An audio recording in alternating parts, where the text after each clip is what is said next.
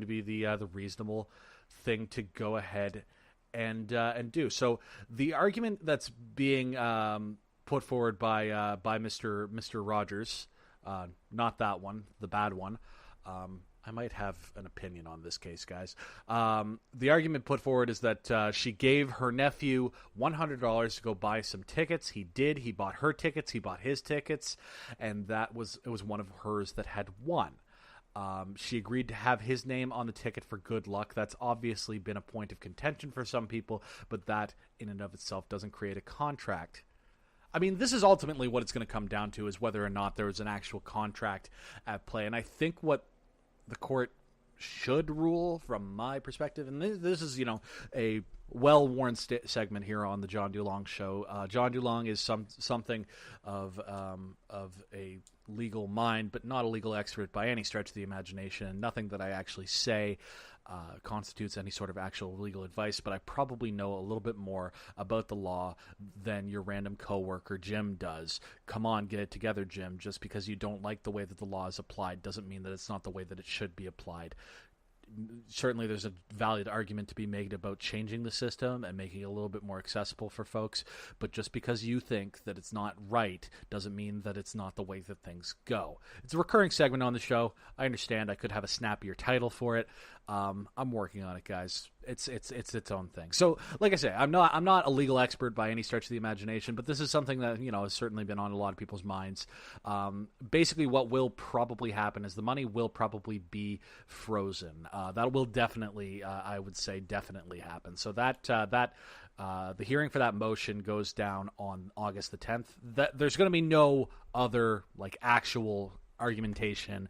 We're not going to determine what happens to the money that day. All that we're going to actually determine is, all right, can he actually spend any of it? Can Tyrone actually spend any of it? I'm going to say probably not going to be the outcome that's good for Mr. McInnes. He's probably not going to be able to touch any of that money until after this whole ugly trial business is taken care of. Hopefully, I would, I'd be quite happy to see this whole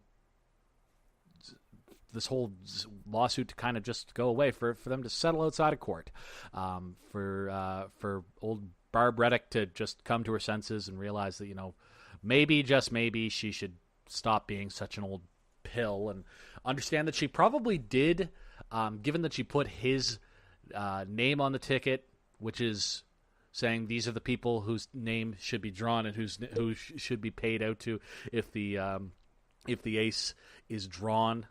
I believe it was his address that was put on the ticket in terms of actually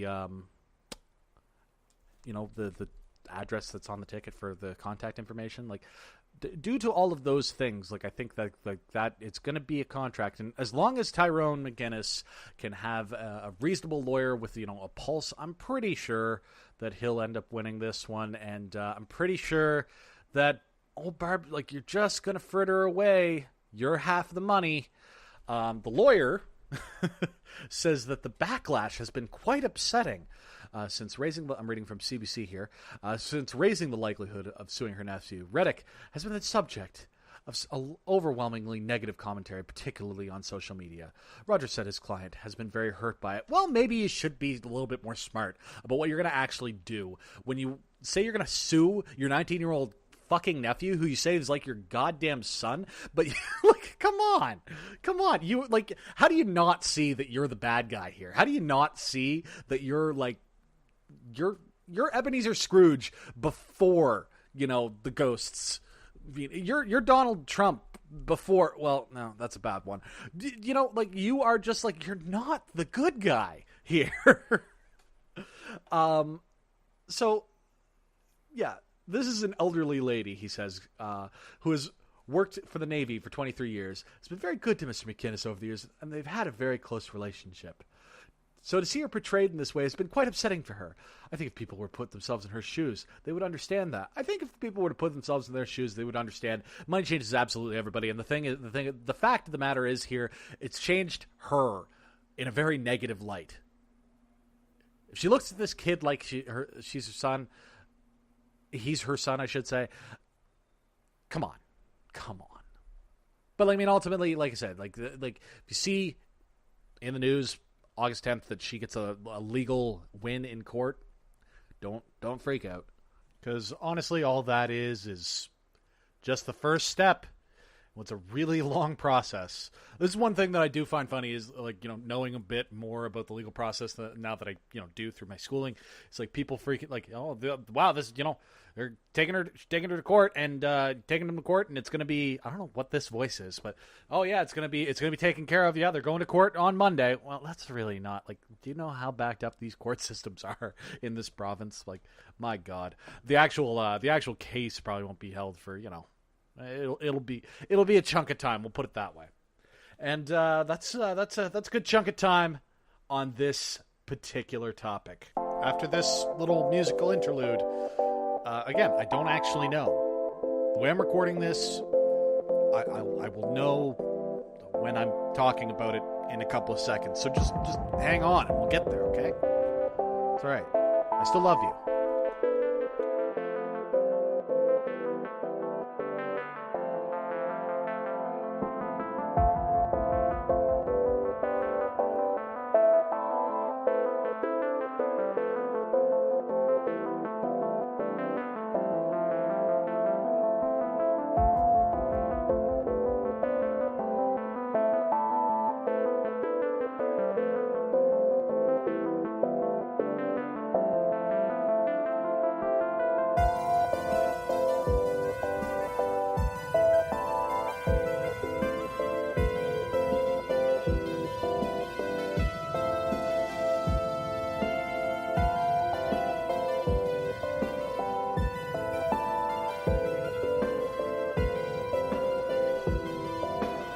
All right, I don't know. I don't mean to end this show on a bummer, on a down note or whatever.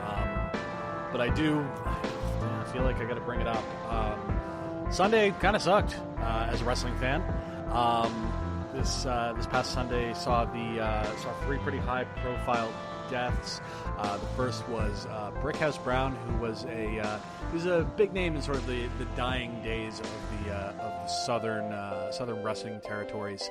USWA champion, feuded against Jerry Lawler. Had like a brief cup of coffee in the WWF at the time.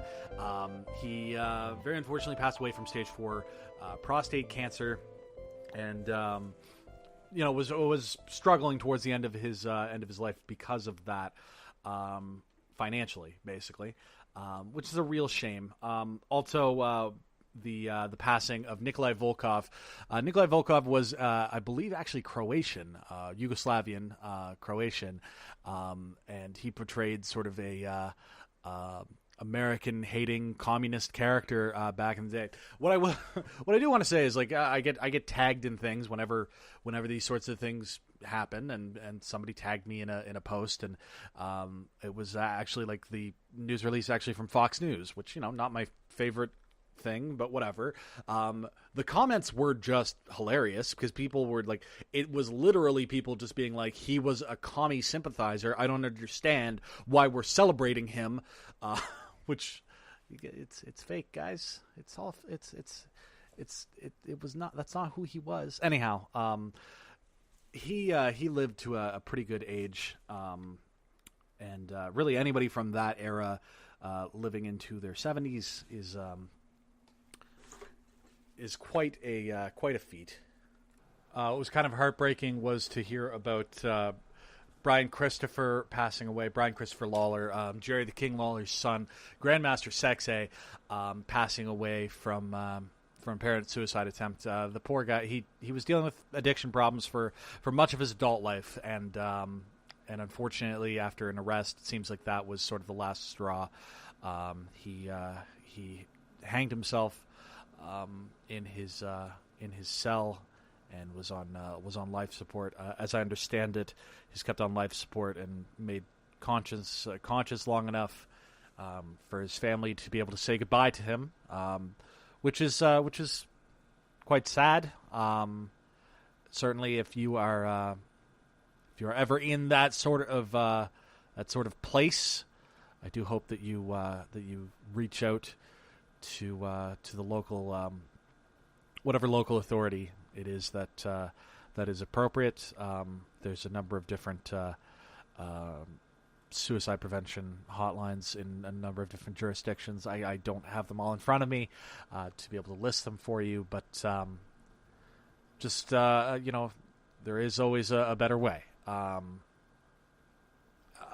want to leave this on sort of a happy note, though, because Brian Christopher was an incredibly entertaining guy.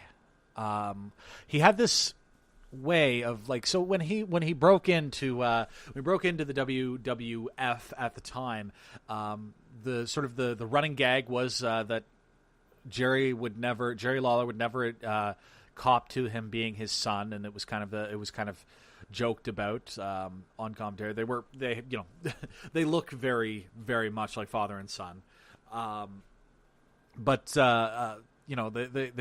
they played it off that they weren't, and he kind of had this pseudo are they not gay thing going on with his tag team partner, Scott Taylor. That was kind of the whole gimmick. So he was too sexy Brian Christopher.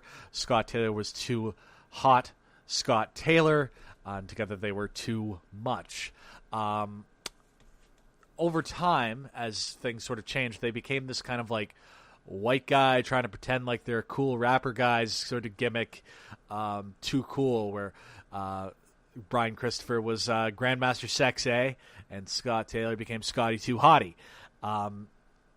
The thing was they were both really good heels and super obnoxious bad guys, but they ended up just being these goofy babyface good guys that I don't know, man. If you're so inclined, search out the Royal Rumble 2000. It was from Madison Square Garden in New York City. It was this big moment where Grandmaster Sexay, Scotty Too Hottie, and Rikishi all danced in the middle of the ring rather than fought, because they were all they were buddies. And I don't know, it's just one of those things. I've gone back and watched it a few times. I'm probably going to watch it just after I finish recording here. Just the level of entertainment was off the charts there. And Brian Lawler, he will be missed, man. He will be missed. And you know what? I think I'm going to leave it there. A slightly uplifting, celebrate the life sort of note. We're going to leave it there. This show is produced by me with music from Lone Plays Here. You can check them out at loyaltyfreakmusic.com. Also art by Skylar Greencourt. You can check out at artstation.com/sgreencourt. You can follow me on social media at JiberdyJiberdy. You can follow the show on facebook.com/The John Dulong Show. Email into the show at johndulong@gmail.com, and find the show in all the normal podcast places: Google, iTunes, or by going to johndulong.com. Spotify as well. That's also true. johndulong.show.com. If you could, make sure you rate and review. Help us get some more folks listening to the show. If you want to support the show, otherwise, you can go to johndulong.com/Patreon, where you can help the show for as little as $1. Another great way to help out is to tell another friend about the show. Get them listening to the show. Tweet it out. Facebook notes. Snapchat, Instagram, MySpace if you really want to. Pretty sure podcasts are dumb for MySpace. I could be wrong about that. I might be wrong about that. I don't know. Now I'm thinking about it. When did podcasts happen? What was MySpace? What do friends do? Now I'm just naming dead social media. Anyhow, for John Dulong, I'm John Dulong, and remember, make sure that you clip your fingernails before they get too far out of hand. Thanks. All right, I'll be back to normal next week, guys. Hopefully it won't be so bloody hot. I'm sorry, I had to turn on the air conditioning. I was actually starting to get a little bit dizzy from the heat in this room. It's a hot one. We got a hot one. It's that humidity, man. Just saps the life out of me. Okay, bye.